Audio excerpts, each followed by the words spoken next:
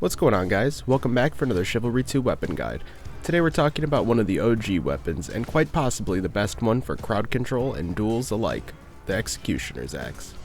This extremely capable weapon is wielded by the Vanguard Devastator and the Knight Crusader, and has a massive damage point for chopping down anything that gets in your path. With a powerhouse such as this, it almost becomes hard not to survive, especially if you know what you're doing on the battlefield.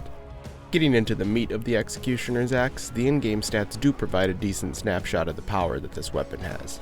With 50% reach and speed, and 100% damage, it's able to crush foes with ease.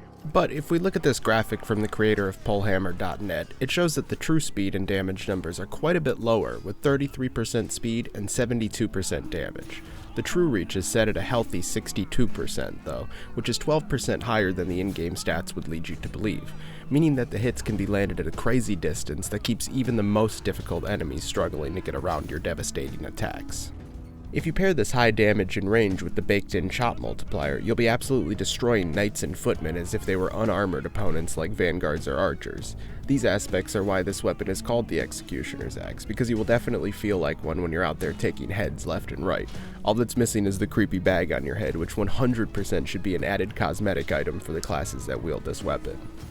Taking a look at the stats on Pullhammer.net, the Executioner's Axe is easily the weakest when it comes to stabbing, but falls right in with the other axes when considering overheads. It is the middle ground for both speed and range, which really doesn't do much to prevent you from going after any type of opponent you may face in battle. These middle-of-the-road stats give it a strong basis for any blossoming warrior, and will give you exactly what you require from a great weapon when loading up some Chivalry 2. If we analyze the perks for the Executioner's Axe, we see another reason why this is one of the best weapons in the entire game.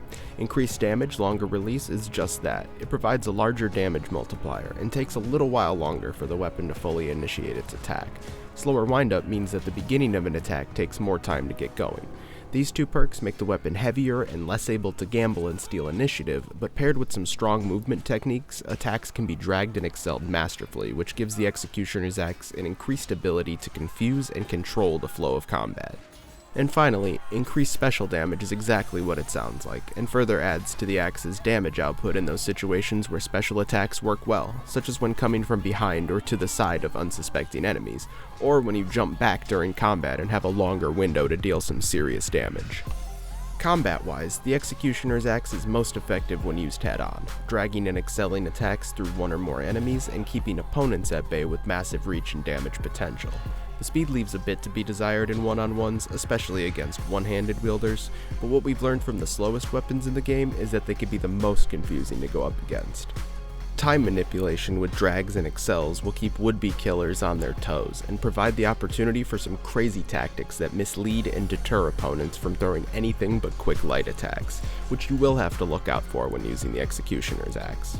A decent and simple combo to practice with for this weapon is overhead slash. You should excel overheads and drag slashes to further confuse and take the opportunity to land some cheap hits on them before or after they are able to react.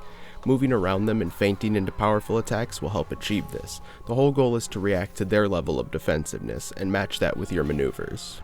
If they're a particularly tricky opponent, you can tuck some stabs or extra overheads in there to condition them. After a few attacks, feint into powerful slashes and leave them still reacting to stabs or overheads. You should be able to land some damaging hits to their sides or back depending on your footwork. All in all, the Executioner's Axe can be excruciating to face due to its defensiveness and the sheer power of each attack. Basically, if you can use some good footwork, feinting, and control your swing speed, you could be an absolute force to be reckoned with on the battlefields of Chivalry 2, and this axe will walk you through every second of it. Alright, that's it for me today. I hope this video helps. Thank you for watching, friends. I'm always glad to have you here. Take it easy, and take care. Chronic, out.